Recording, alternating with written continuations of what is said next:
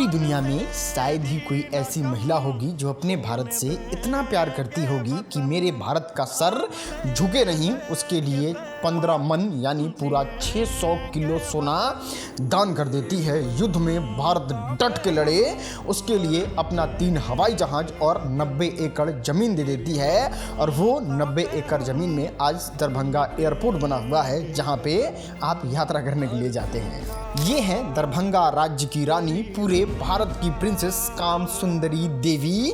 इन्होंने 94 साल की उम्र तक दरभंगा राज्य के पूरे विरासत को बचा के रखा और राजा के शान में कोई गुस्ताखी ना हो, राजा के दरबार में आया इंसान कोई निराश ना लौटे, उसके लिए इन्होंने शुरू किया फाउंडेशन जिसमें शिक्षा कल्चर को लेके लोगों की बहुत सारी मदद की इन्होंने। स्वयं महारानी होने के बाद भी ये इतनी सरल थी, ये इतनी अच्छी थी कि पूरे 64 साल उम्र जो है वो एक विधवा के रूप में काट देती है, एक उजली साड़ी पहन के, जो पहले कभी इतनी सुंदर हुआ करती थी।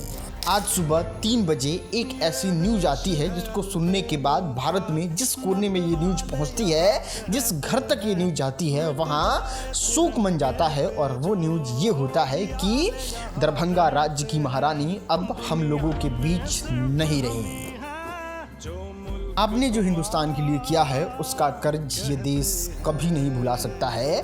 आप हमेशा याद रहोगे महारानी।